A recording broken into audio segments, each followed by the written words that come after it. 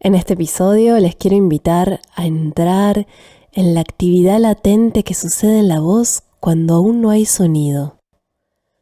Adentrarnos en ese silencio que ya interiormente canta. Veo mi elemento amor, yo veo en el silencio amor. Cantar es un momento yang, es activo, es movilizar hacia afuera una energía que se estuvo gestando anteriormente en un momento yin. En este capítulo estaremos analizando ese estado receptivo y anterior a la emisión. Se trata de ese espacio mental emocional donde se van perfilando las formas, donde flota la esencia de nuestra voz antes de ser sonido. Para entender rápidamente de lo que les estoy hablando, hagan el siguiente ejercicio. Elijan una música que tenga cierta parte que les parezca de verdad muy difícil de cantar. Y sin emitir sonido, pregúntense si son capaces de imaginarse cantando esa música. Puede que hayan imaginado su voz quebrarse, gallear o no llegar a las notas. Puede que incluso sostener esa imaginación haya traído cierta actividad y tensión a tus manos, a tu garganta, a tu mandíbula. Tal vez se hayan encontrado con alguna voz interna que daba para atrás, con un listado de razones, de críticas, o capaz son la rara excepción a la regla. En ese momento previo, en donde no hay aún voz sonando, ya está activo en nuestros cuerpos la señal de cantar. Y ese instante está cargado de información. Es un espacio vinculado a lo emotivo, a las intuiciones, a un lado blando de la voz. Hay un canto que se va construyendo desde el silencio, en ese mundo interior, en ese estado donde aún no se fona ni se expresa hacia afuera. Si ese no cantar está armonizado, luego, en el momento de activar, la energía de la voz va a salir fácil, franca, placentera. Pero si no dimos tiempo a ese proceso interior receptivo, es posible que nos encontremos con nudos y que la voz no fluya en todo su potencial. Desde que nacemos, nuestra voz es por excelencia nuestra herramienta de supervivencia. A través de ella manifestamos nuestras necesidades básicas de nutrición, de abrigo, de afecto. Y en las voces de quienes nos rodean podemos sentir el amor y también el abuso que puedan ejercer otros con sus voces sobre nosotros. La voz llega con su vibración y su carga afectiva a nuestros cuerpos, portando toda su emoción.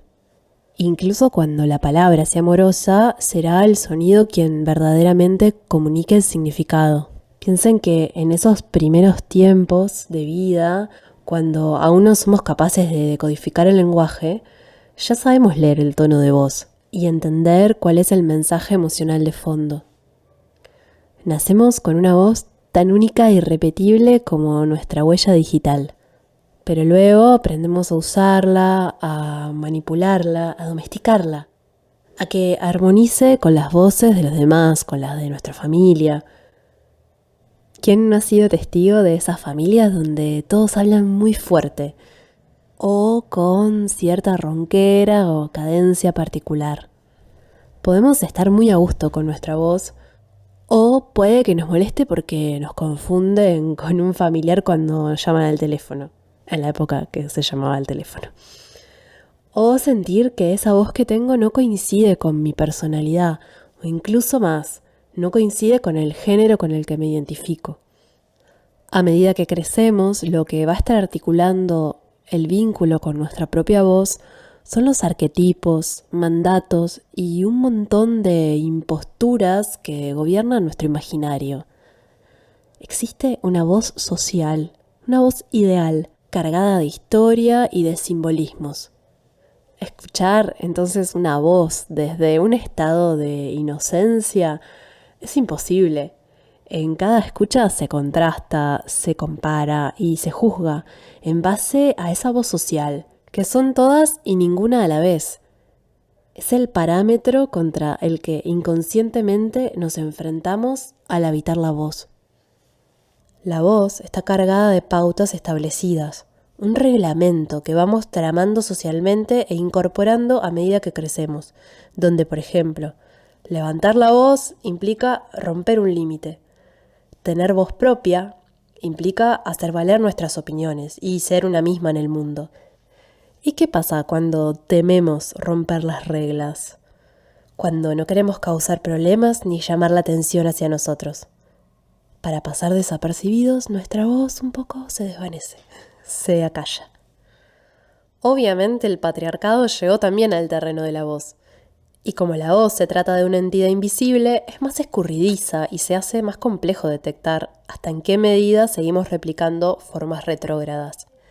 ¿Cuánta literatura describe la dulce, melodiosa voz de la mujer, mientras que las voces masculinas deben ser poderosas, aguerridas, profundas, fuertes? No nos engañemos, esto no tiene una relación directa con la naturaleza intrínseca de las voces, sino con una construcción social que esconde en modas y estéticas una definición de roles y del poder muy clara. ¿Hay acaso más potencial de fuerza en un sonido grave que en una exclamación aguda de mujer? Se me viene esta imagen que traían los dibujitos animados de sopranos haciendo estallar los vidrios de las copas. Y también la de mi madre poniendo un límite con voz bajita y una asertividad absoluta.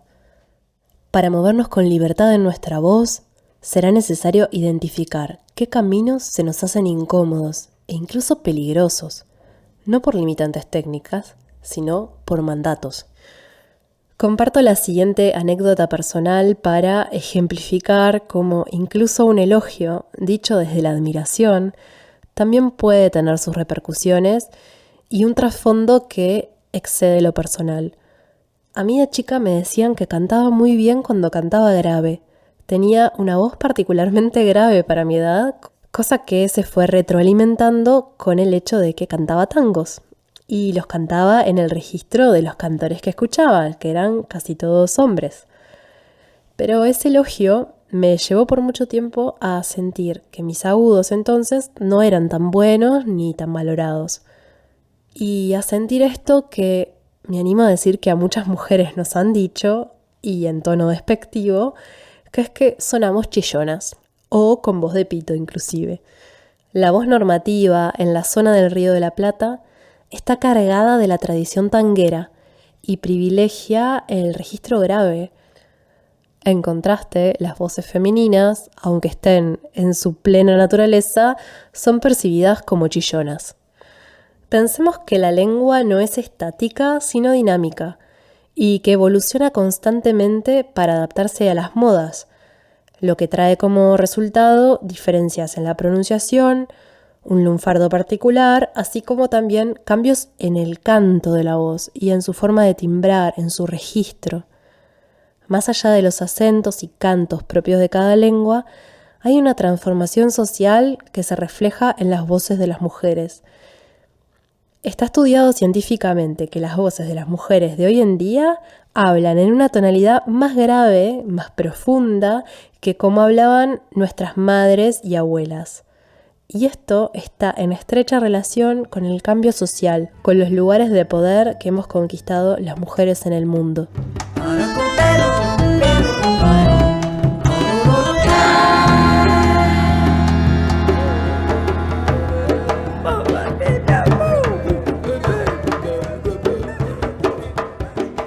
Es conocido el hecho de que Margaret Thatcher contrató a un entrenador de voz profesional para ayudarla a sonar más autoritaria, bajando deliberadamente el tono de su voz en 60 Hz, que es un montón.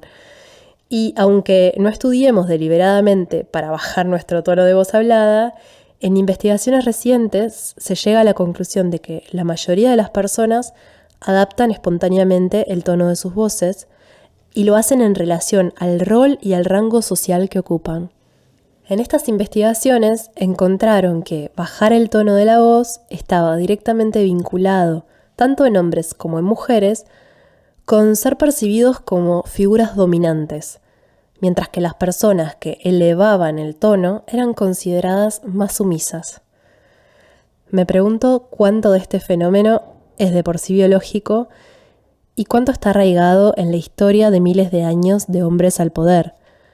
¿Cómo serían las voces percibidas como dominantes en las sociedades matriarcales? Reflexionar sobre estos datos se me hace necesario para poder devolverle a la voz su libertad de ser aguda, si eso es lo que naturalmente le surge, y dejar de actuar una voz que no es la propia. Estoy segura que muchos y muchas de ustedes se han descubierto en esas modificaciones.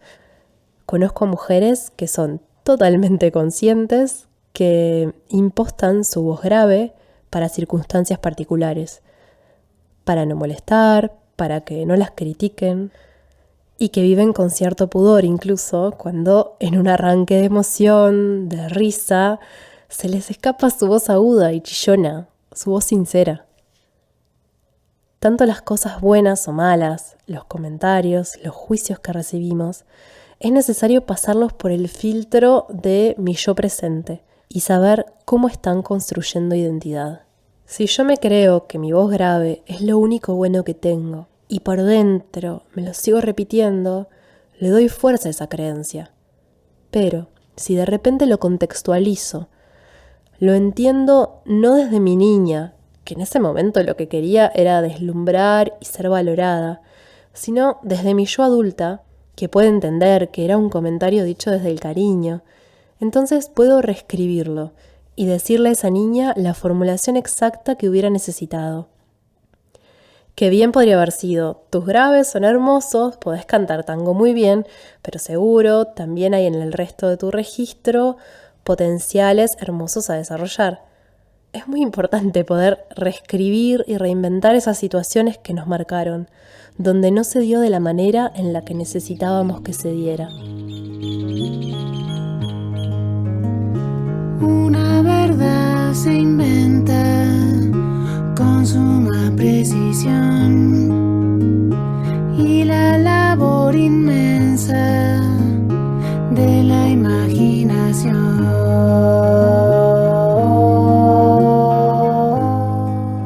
Vivimos en una realidad donde la mayoría de las voces que escuchamos provienen de grabaciones. Y estas son voces que tienen un montón de procesos de ecualización, de modificación de la tímbrica y también de la afinación. Es muy raro escuchar un disco hoy en día donde se hayan dejado las voces crudas, naturales, con su margen de error. Si escuchan los discos de los Beatles, sobre todo si consiguen esas pistas de las voces por separado, van a escuchar desafinaciones que hoy en día no estarían habilitadas, que serían sin duda corregidas.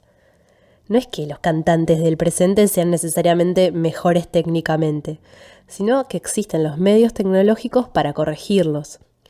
Existen también muchos casos donde las transformaciones surgen desde la búsqueda sonora, de jugar con la tecnología y explorar recursos, timbres. Esa es donde es explícita la modificación, donde el uso es creativo y no de maquillaje.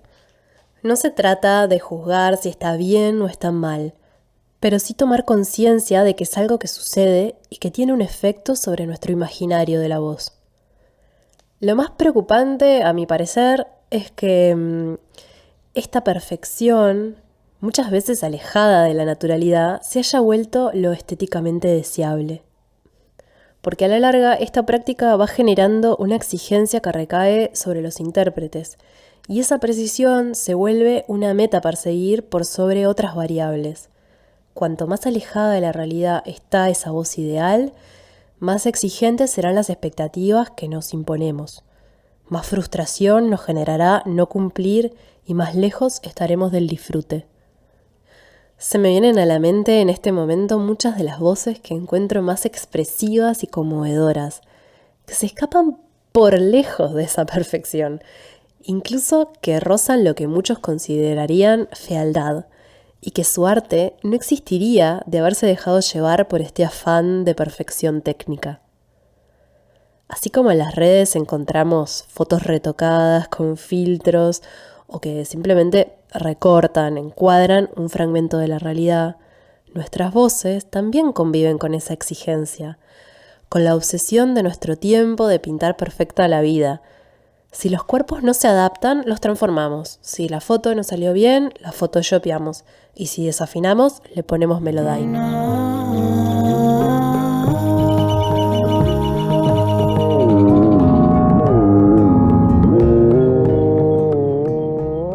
Murray Schafer, en su libro El nuevo paisaje sonoro, se pregunta sobre el lugar que ocupa la voz, la naturaleza y la tecnología en nuestro paisaje urbano, y dice lo siguiente: ya no cantamos más en las calles de nuestras ciudades. Hasta hablar es con frecuencia un esfuerzo. Lo que debería ser el sonido más vital de la existencia humana se aplasta poco a poco bajo el paso de sonidos que podemos llamar, con total acierto, inhumanos. Imaginemos por un segundo cómo sería el paisaje sonoro de las sociedades antes de la llegada de la radio.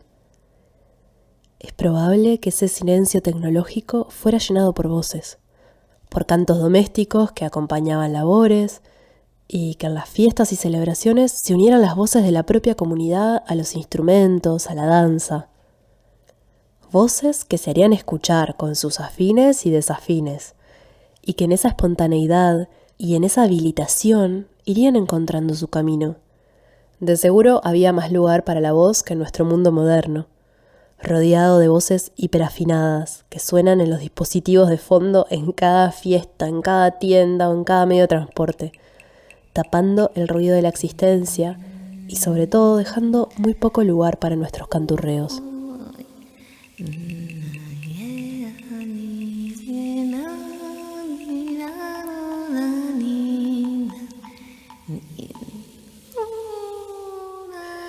Ahora, ya con la advertencia de los peligros de la comparación con otras voces, nos enfrentamos a otro dilema, que es: ¿cómo escuchamos a nuestra propia voz? ¿Podemos tener una escucha, ya ni digo objetiva, sino acústicamente similar a la experiencia de alguien que me escucha? Lo que sucede es que al escucharnos somos oyente y emisora al mismo tiempo, y estamos usando el mismo cuerpo para ambas funciones. El sonido que nos llega de nuestra voz se transfiere a nuestros oídos por dos vías. Por un lado, a través de las ondas que llegan a nuestros oídos conducidas por el aire, y también por lo que se conoce como la conducción ósea.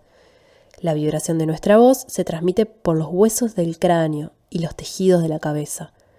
Esta segunda vía transfiere frecuencias más bajas que el sonido transmitido por el aire, por lo que la escucha de nuestra propia voz toma un tono más grave que el que pueden experimentar los demás. Definitivamente nuestra generación está más acostumbrada a escuchar su voz grabada, pero esto no necesariamente significa que seamos capaces de reconocernos de inmediato, en parte porque estamos acostumbrados a escucharnos con ese filtro grave propio de la transmisión interior del sonido, y también porque nos estamos enfrentando a una distorsión.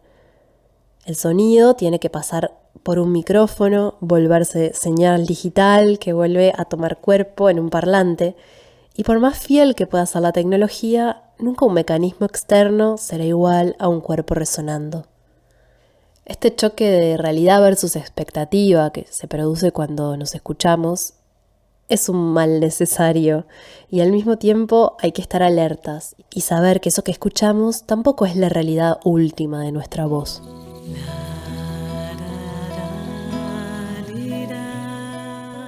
Hasta aquí llegamos por hoy. Espero que estas reflexiones sobre esta antesala del canto, sobre este momento previo tan cargado de ideas, mandatos y condicionado por factores externos, te ayude a mejorar el vínculo con tu voz, a quitar algunas presiones o a identificar por dónde vienen algunos obstáculos y que derive en una experiencia más disfrutable del cantar, más libre, más auténtica. Si te gustó, se agradece que lo compartas, que me dejes comentarios, y si quieres saber más sobre mi trabajo, también me puedes encontrar en Instagram como @maite_rodfer. Para mí es un placer que me hayas acompañado hasta acá y nos estaremos viendo pronto en nuevos episodios de Entrar en la Voz.